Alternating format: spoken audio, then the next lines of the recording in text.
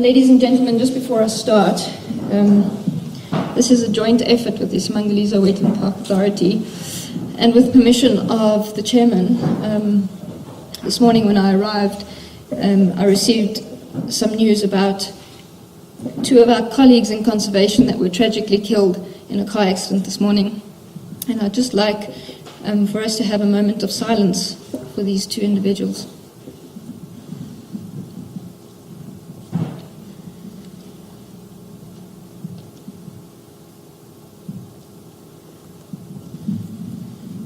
Thank you very much. Okay, so this program is, we've had a lot of involvement from a number of people and a number of organizations, and I have been very fortunate in that a lot of people have come to the party, and it hasn't taken a lot of begging. People have been quite keen to get involved. So just to give you an idea of the outline of the presentation, just a little bit of background of how we got to this program and why, and then just on the implementation and a couple of the lessons that we've learned so far, bearing in mind that this program is in its infancy. So any R&D specialist would tell you that there is a process to kind of deploying one of these big projects, and just based on this design, I'll show you how we went about things. So it's quite widely known that in '98 there was a major bleaching event across the coral reefs of the world, and South Africa was quite fortunate in that we only had about 20% bleaching on our reefs. Some countries weren't so lucky and they had 100% bleaching, and it completely wiped out some of the reefs. So this led to some alerts.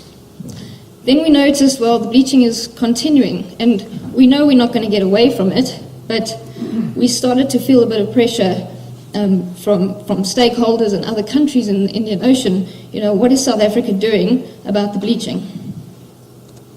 Kerry Sink then came along and said, well, we need to monitor, if anything. So she started a monitoring program, and by herself, she managed to monitor about 7 sites in the park. And as her portfolio grew, it became harder and harder for her to keep up the monitoring. At the same time, KZN Wildlife, we didn't have the capacity to help her, so we both kind of knew there was something that needed to be done. In 2005, Kerry did a viability study on using citizen scientists to do some reef monitoring, and her study was over 2 years, and she found that the dive operators were actually quite useful in collecting data.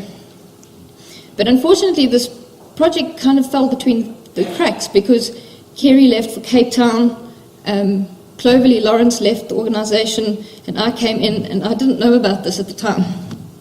So it kind of just fell between the cracks, and we were still wondering what we were going to do about the bleaching problem.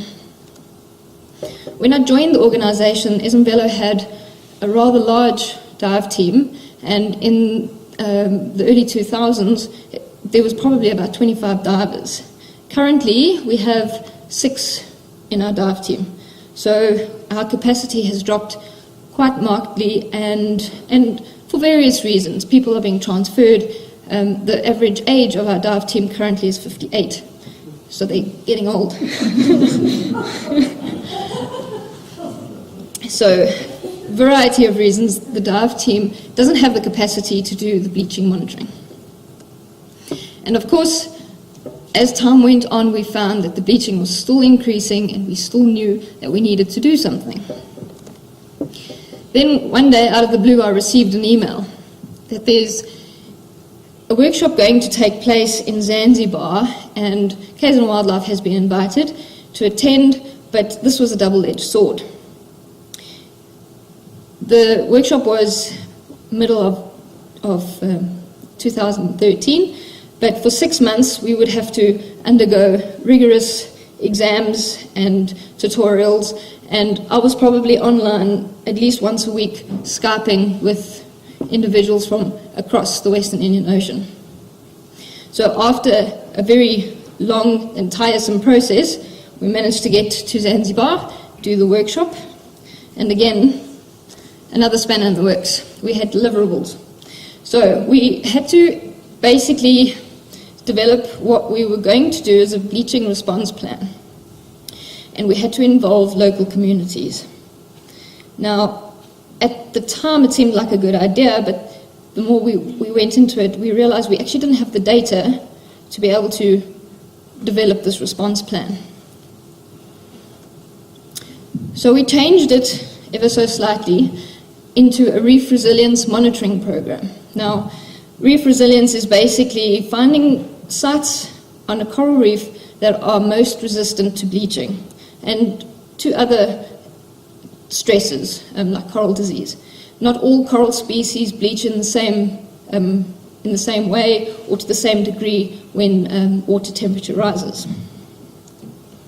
And to do this, we would have to have 2 workshops with the dive operators. But first we needed to design some objectives of the program, and they needed to be quite broad, but it needed to answer certain questions. So the idea was, if we have a bleaching event, what sites in Sedona Bay would we be able to close to diving so that the corals and everything else that occurs with them can recover? So we needed to determine the most stress-resilient sites, to quantify the seasonal bleaching. Now, bearing in mind, Sedona Bay has about 60,000 dives per year, so it is a heavily dived site. And then also, while we're in the mix, we might as well quantify the recovery or decline of various species that we have anecdotal evidence of stress. So we had our first workshop in February 2014, and it was basically get to know your dive operator workshop. We brought all the dive operators into one room and asked them if they were willing to get involved, how much can they contribute, how much time do they have, and they basically sent us away and said, bring us a plan, we're willing to help. So I was sent back to the drawing board, and together with many keen individuals, we managed to develop a plan. And we had lots of Skype sessions, lots of meetings, lots of emails flying around, but we managed to develop a monitoring protocol. So the idea basically is, as with the terrestrial environment, is to have a trail, and along this trail you would have certain corals that you would monitor over the long term. So every what we call them features, and every feature would have to have a certain criteria. For example, it had to be a hard coral, it had to be old, and it had to be recognizable. So if a dive operator left Sedona, they could tell another dive operator, it's from here to there, around that corner, over that bed. These dive operators know their reefs so well. It's like walking in your garden. Apart from the features that they were going to monitor, there was a number of indicator species that we used as well. Fish, invertebrates, bleaching, coral diseases, and then some alien species. These are just some of the invertebrates that they're monitoring for us. Crown of thorns starfish. In the early 90s, we had an outbreak. They're known to decimate coral reefs. Sea urchins, good indicators of algae. They control algae. Triton shell is a predator of the crown of thorns starfish, giant clams. We know that the aquarium trade in this country is largely out of control, and we had anecdotal evidence that the clams were being taken. The eggshell cowrie not only is a soft coral predator, but also a good indicator of ocean acidification. And in the feather stars, there was some new research that said feather stars may indicate fishing pressure. Then we also have a number of fish species. The Maypole Butterflyfish is an obligate corallivore, so it only eats coral. So if your coral disappears, so do your butterflyfish. And the green jobfish, which has just been added to the prohibited fish species list in the park, this was a good opportunity to see if we could find basically an increase in their numbers for this program. And then also some disease and bleaching assessments would be carried out. So the dive operators would do these assessments on a monthly basis. So we needed to roll out this whole plan to them, and we had our second workshop in July of this year, where the monitoring protocol was rolled out to them. They were trained on how to identify species, how to measure fish, and they received data sheets and monitoring tools, and they were sent on their way. A month later, I started receiving numerous emails with photos and videos, and most of the dive operators came to the party and sent me their data. Now, what the R&D specialists don't tell anybody is there is a fifth stage in all of this, and it's what I like to call the teething problem stage. And that's basically where I am now, just trying to assist the dive operators. A lot of them kind of bit off more than they could chew, and we're just trying to get them to redo their dive routes or their trails so that it's manageable for them. So just a couple of lessons that we learned along the way. You need to have clear objectives. Don't change your objectives as you go. This just confuses the dive operators or the citizen scientists.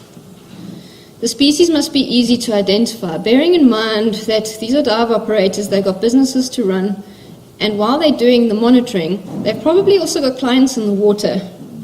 So it needs to be very easy for them to carry out the data collection. You also need enthusiastic dive operators. Often, the dive operators would come to the meetings because the other guy was coming, not because they were interested. I've already had two operators say this isn't for them. But also you need to rein them in at times. Enthusiasm is good, but over-enthusiasm can be a problem. I had a dive operator, no, 2 sites, far too few, I can do 4. So I said, okay, go on. I'm still waiting for any data from that dive operator. And communication and feedback is key. It's vital to keep in contact with your dive operators. And I think this goes a long way. Just talk to them because they're interested in the science. They're interested in conserving their reefs and they want to help. But if you kind of just ignore them, they're going to lose interest. Just a few acknowledgements. The dive operators at Sodwana Bay, the Nature Conservancy in the US, they provided funding for us to hold these 2 workshops. Dr. David Abura from Cordio, he was basically my mentor as this whole thing unraveled.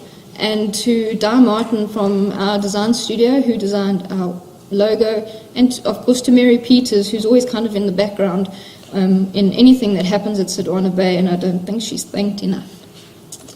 Thank you very much.